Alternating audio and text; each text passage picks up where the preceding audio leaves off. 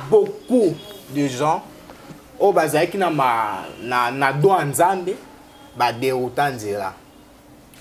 Dans le monde où on a obligé à bon ma rebelle net biloko wana ko fixer ba prix. Je donne un exemple. Net na ba wenze. Obane rotambolo toki. Ozu pape mouchoir. Opangusi mutoki na. Ton yo kitisi obwaki pape mouchoir wana. Un magicien au bâtiment pas grand maître ne pendant la journée. Moussa n'ira le kotara ba papier mouchoir. Diable azo travailler mingi na bateau souvent bateau quand la wenze. Exemple bateau belé ba simbi ba magie.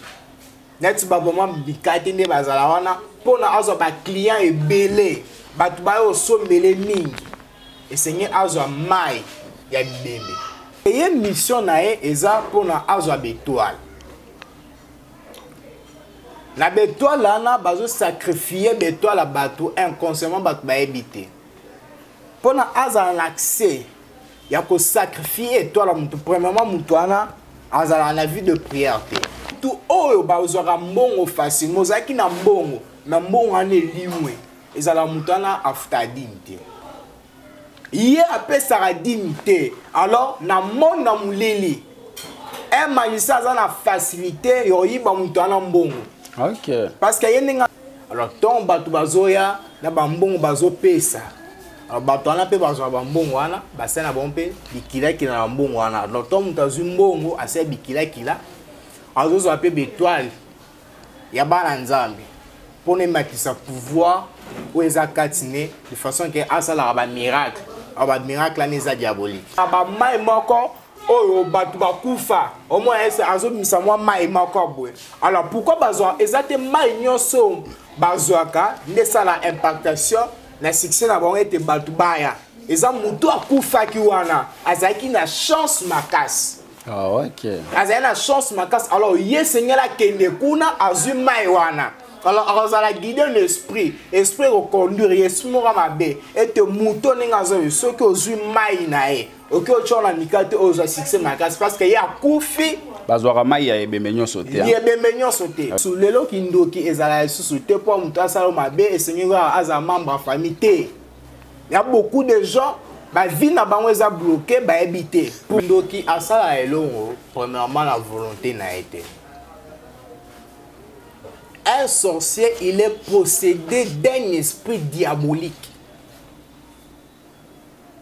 Alors, il y a ndoki à travers na ba ernae. Il y a aussi, ça dépend parce que la sorcellerie a des dimensions.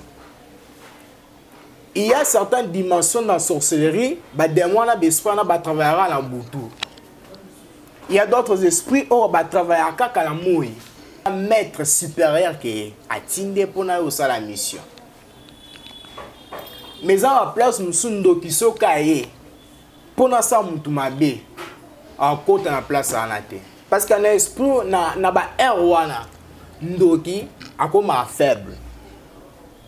Alors ceux qui ba chrétien ba prier na erwana 5 heures ba nous vaincre ba esprit belé. Mesdames et messieurs, bonjour. Bienvenue dans ce nouveau numéro de le Bela Congo. Émission Nabino Bomesana côté la chaque jour. Ouais, papa, il besoin d'informations, besoin de divertissement, besoin Maramonio sur le Canada démocratique du Congo, pays na ville en Bandaka précisément. Aujourd'hui, je suis avec le prophète Bilé. Le prophète Bilé Nayende Tozo continuer Kolendi Sabandeko, Tozo continuer Matéa, Tozo continuer Kozoba secret, il y a spiritualité. Aujourd'hui, nous allons parler sur la sorcellerie. Kindoki. Prophète Aweb Sabiso, Kindoki, Ezalra Ndengenini, a dévoilé ba secret belé. Aux hommes, toi, si il faut s'abonner, faut partager, peut coacher ba commentaire nayon et ça bien. Quant à moi, je tiens à remercier Papa Sunda depuis Genève, Maman Nana Mbomba, la maman des orphelins, je te salue. Je tiens à vous remercier, Batunyo Soro Lendi Saranga, Batunyo Soro Bopé Saranga Force. Merci à l'honorable Dieu Banza Londolonguya. Merci à Judith Malas, il y a Yannick Gombo, je te salue, petite sœur propre. Merci na bino nyonso. Merci na honorable Dieu Banza Londo Longuya. Merci na bana nyonso ya Asbel Mbandaka na biso. Balobi makambo sika ezoya. Chansard Ilumbe, la fondation Chansard Ilumbe bientôt sortie officielle na ville Mbandaka. Ba maman bozwa ki maputa, ba maman ba sepela ki merci na Chansard Ilumbe nzambe ya bakitela o ebele. Apesa yo pona oyeba kokanisa bato o bazangi. Prophète Bile, bonjour. Bonjour, monsieur les journalistes. Prophète Bile d'entrée de jeu. Bon, bateau balanda qui biso prochainement so bako koyeba prophète Bile nani asalani. Bon, le prophète Bile, c'est un serviteur de Dieu. Nous sommes là pour servir Dieu, ouais. Alors, si vous avez aussi des problèmes, vous en posez vous consulter Nzambe, vous pouvez me contacter dans le numéro plus 243 82 05 06 400. Appel, message, nous répondre bino pour certaines orientations. Donc, nous sommes là pour aider le peuple de Dieu parce que diable a tout ça la maramoma makas. Il y a beaucoup de gens qui vont souffrir. Les gens battent belé, bazo na misala, bazo balate, maramou belé. Alors, si vous contactez le numéro wana, alors Dieu pourra aussi te parler. Aux gens ont problème, aux obéla, alors tu peux aussi m'appeler de loin, Dieu aussi peut te donner la solution. Donc c'est un peu ça. To tigala na wana prophète Bile elo moko tikoloba. Eloba maramingi papa pasteur, papa prophète, basala nzambe en général.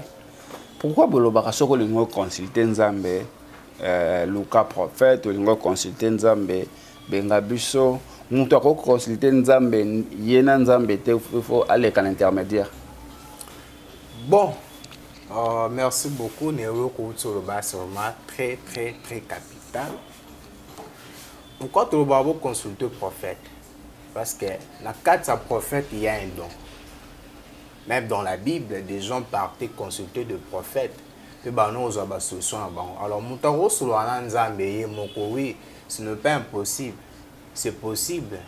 Mais ça dépend de la vertu de nous. Il y a beaucoup de gens qui ont des distractions. Niveau Yazanango, il ne peut pas vraiment attendre la voix de Dieu. Il ne peut pas vraiment dialoguer avec Dieu. Pourquoi ça la distraction, moi, à ma casse. Mais ce que vous contactez un serviteur a une onction supérieure que l'onction aux anango. Alors, si vous contactez un serviteur, un prophète, surtout un prophète, Dieu peut te parler de certaines choses pour avoir une solution dans la vie. Donc, c'est vraiment ça. Voilà, ce n'est pas vraiment notre sujet, Zalaïka. Oh, essayer un peu kotal sabandeko parce que tout le monde a au moins et comment payer consultation pour foutre pembo na l'église mususu comment voir est-ce que c'est normal mutoyer kokuta na musala nzambe au fouta consultation le monté obligatoire et c'est le monté obligatoire mais c'est normal, c'est biblique.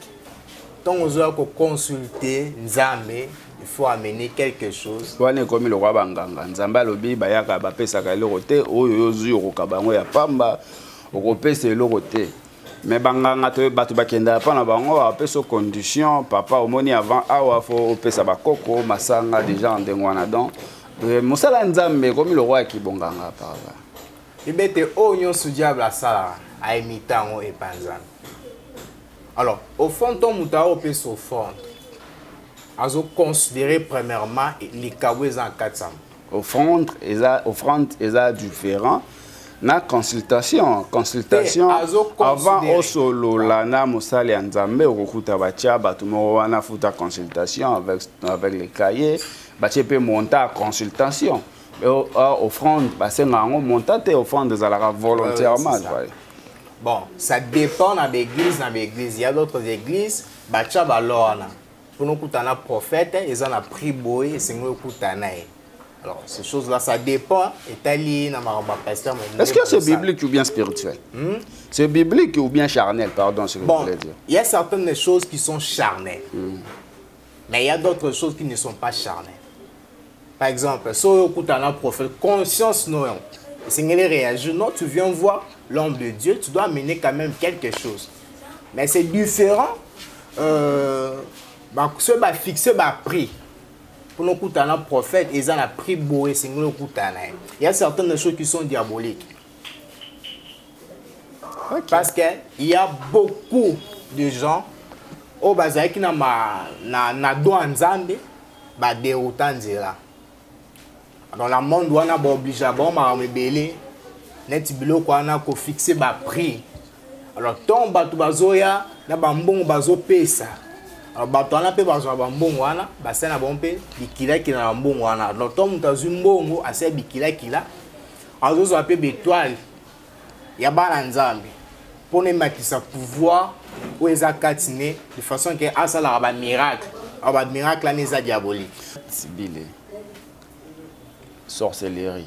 Voilà des sujets na biso alelo. Sorcellerie et ndoki. Eloko nini sala ka ndoki aya koloka mutu. Pardon, répétez un peu. Eloko nini esalaka ndoki aya koloka mutu. Ezana ndoki asala elongo premièrement la volonté na été. Un sorcier, il est possédé d'un esprit diabolique. Alors, il y a ndoki à travers na ba air na. Ils appellent na ba air puissant, ils appellent na ba air faible. Alors, ton ndoki azoya, ça veut dire qu'il a une mission. Ton azoya a une mission, c'est un mouton à tindie. Ou un maître supérieur qui a tindé pour na la mission. Mais en place, nous sommes ndoki sokaye. Pour na sa mouton mabe. En côté na place à anate. Ndoki azala puissant na herni. Na buto. Buto za hertin. À travers 0 heure, 1 heure, 2 heures jusqu'à 4 heures. Dans le moment là, ndoki azala tellement puissant. Puissant, puissant. Mais c'est à partir de 5 heures que l'esprit n'y se zone en repos. Il y a un monde dans l'église où nous sommes à la culte matinale. Parce que l'esprit n'a pas erwana ndoki a comme faible. Alors, ceux qui sont chrétiens va prier na erwana 5 heures. Ba nous vaincre l'esprit belé na erwana. Parce qu'il y a ça qui m'a ramené nyonso. Il y a ça une mission. À celle qui kila. C'est à travers de 5 heures que l'esprit zonga. Pendant la journée, pendant la journée, oui, il y a aussi, ça dépend parce que la sorcellerie a des dimensions. Il y a certaines dimensions dans la sorcellerie, bah, des mois, l'esprit va travailler à la boutou. Il y a d'autres esprits qui vont travailler à la mouille. Je donne un exemple comme de magicien. Et souvent, ils ont un monde de la sorcellerie, mais dans la dimension moussous. Bango plus va travailler mingi la mouille. Je donne un exemple. Net na ba wenzi. Obaner otambolo toki. Ozu pape mouchoir. Opangusi mutoki na. Ton yo kitisi oboa ki pape mouchoir wana. Un magicien au bâtiment pas grand maître pendant la journée. Moussa n'ira le kotara va papier mouchoir. Alors, il y a un papier mouchoir à l'agneau, et années à travers l'air, il y a 15 heures. Nous avons rassemblé un papier mouchoir au nyons, au ya loko taki. À béton, on va prier. Image de la nyons, et bimalakita la terre. Après ça, après, à bloquer ma vie na bango. Il y a un moment où mususu, le lo qui ndoki ezala susu, te pour muta saloma be et seigneur aza membre famille te. Il y a beaucoup de gens. La vie n'a pas été bloquée, bah habiter. Pourquoi vie n'est pas bloquée? Tous un problème à papier mouchoir.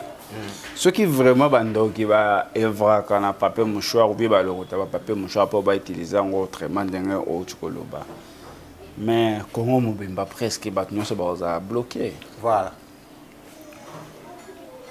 même ngana yo awa général quand na auto kota a na auto boka papier mouchoir parce que bango mission na bango ezala nini ba ponaka batu ya ko bloquer ou bien ezalaka o ba lokoteli bon ezala batu mususu parce que y mission na e eza pona azwa betoile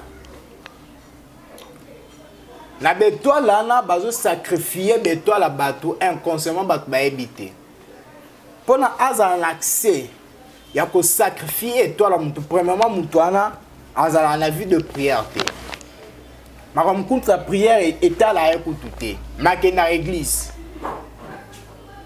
eza pena batu mususu oyo bazala accepter aux étoiles na bango bakenda pe église monde ya sorcellerie toza ba dimension ebelé toza ba magie noire magie blanc la magie rouge alors bao bazala ba magie baza ba magicien plutôt ba travailler mingi na journée alors rôle na bango eza kolokota ba papier mouchoir eza système asika oyo ba magicien ba omosala ba komo lokota ba papier mouchoir soit lokoti ba papier mouchoir lokoti bazala ebelé bazala mutu mote baza ebelé bazo lokota ba papier mouchoir ba se retrouver na temple na bango et ba osala l'invocation na l'esprit abate belé kobimana alors étoile mutu ezala la muzu ba longola étoile na bango nyonso alors tant ba longoli étoile yango nde erozala ete sacrifice na mona bango yo mona mutu mususu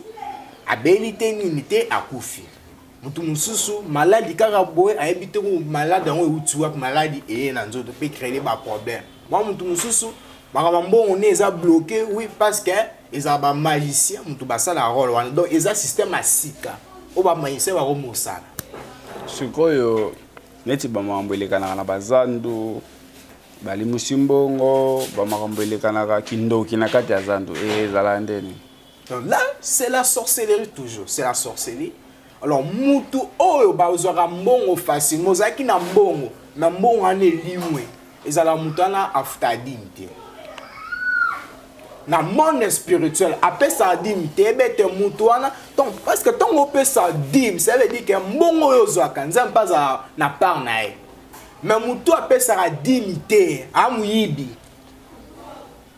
Hier après ça a dimité. Alors na monde na muleli. Un magicien a la facilité yo yiba mutu ana mbongo. OK. Parce que yenga zana a fond là déjà ma porte d'accès. Ma porte c'est au fond là. Pourquoi après ça a dimité?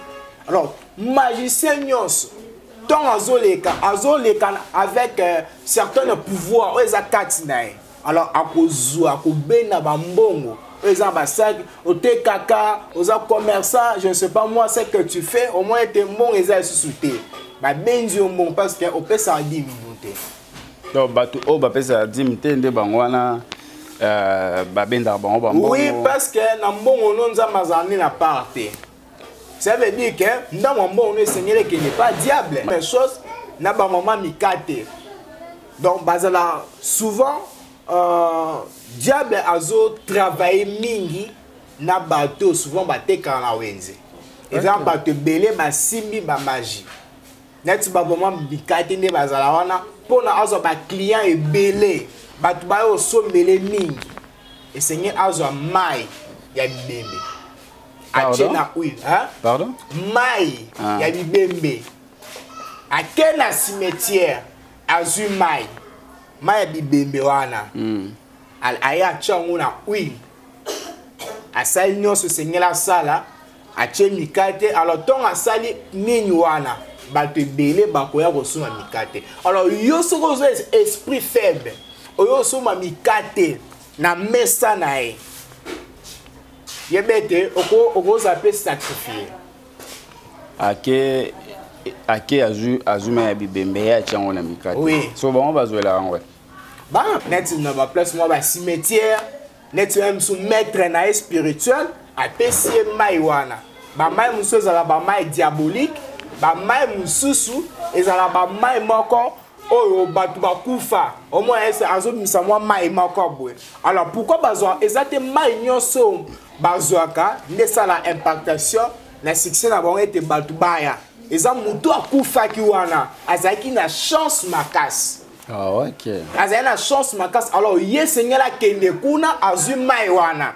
Alors, azala guider l'esprit. Esprit reconduire, esprit mora mabe. Et te mouton n'engazo, ce que ozui mai nae. Ok, tu as la mikate ozo succès makasi. Parce que y a koufi. Bazwara mai ya ebemenyo sauté. Il y a bemenyo sauté. Ok. Parce que mouton a koufa kiana. Azali na chance makasi. Ba sacrifier qui est, y a un koufi. Alors, chance wana. Mouton a utilisé pour ba chance n'était. Alors, maman a été kamikate ba okende kuna. Bazui maya mutuana. Eza nyonso chance nae. Bazui on va utiliser chance en mutu akufa. Dans photo méfier na bamikate msu to lira na nzela. Prophète Bile. Eza bandoki pe bazala na église. Oui. Bandoki bakoma okende église. Ndoki pe à côté église assemble na bino abimi. Abenga na pe milimo mabe. Ezala nini botika bango boyokela bango mawa ou bien ezala ni aloki pe peut-être na église Ndoki ake na l'église pour la mission. Ndoki rozala za na église nazo bloquer pe ba vie ya bato belé na kati église. Alors totikela bango tante totikela bango tante zane nzano mutatikela bango temps ete babongo la mitema. Mais eza bandoki oyo ti suka liwa na ya bongola mutema te pourquoi ça a impact ateka am na na monde mulili wana volontairement de salon oui volontairement ye mo penza ebine na zawe na teka am na ngai ata akepa basala atake pa basala nzambe nini mutu ana aza délivrer te pona za délivrer ye moko. Et Seigneur a la volonté wana non de nazabwe nazala pour sa délivrance. Tous on a besoin tuyeba eloko yo elekana mwa mingi. Omona mutu moko akenda église chaque jour. Na ebité so bandeko bazo landa biso bakoza de même vie nanga. Mutu akenda église chaque jour. Asambela vraiment. Mais ye wana nde bandoki bazo beta famille na ye, bazo beta ye moko.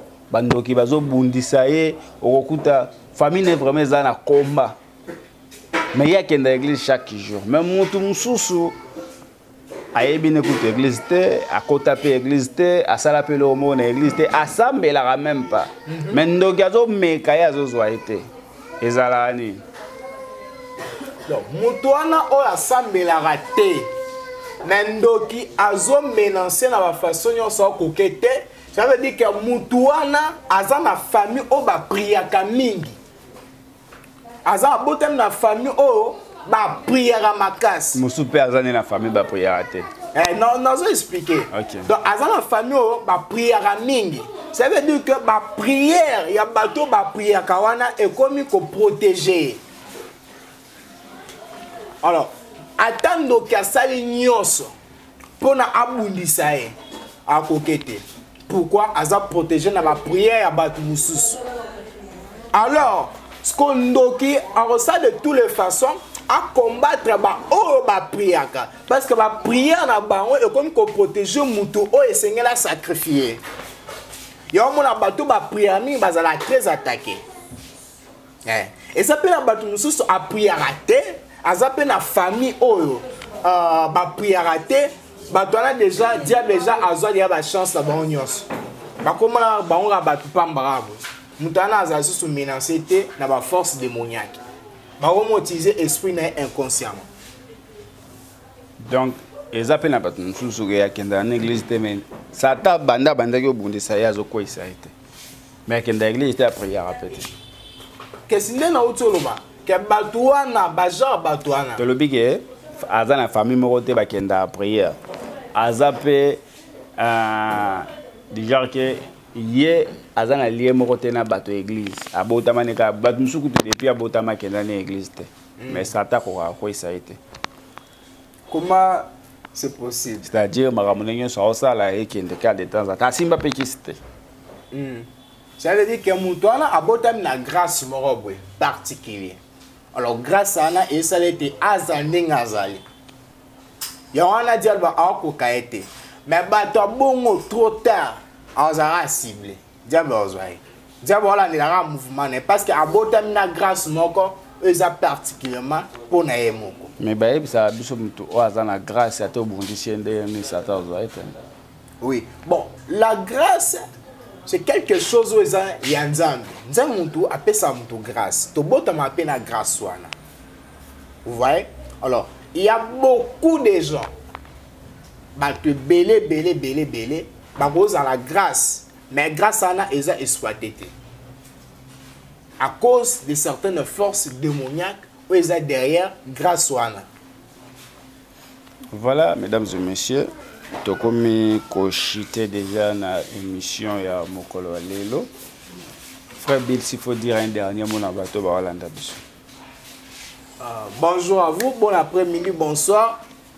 J'espère qu'à la prochaine fois, nous allons continuer notre mission.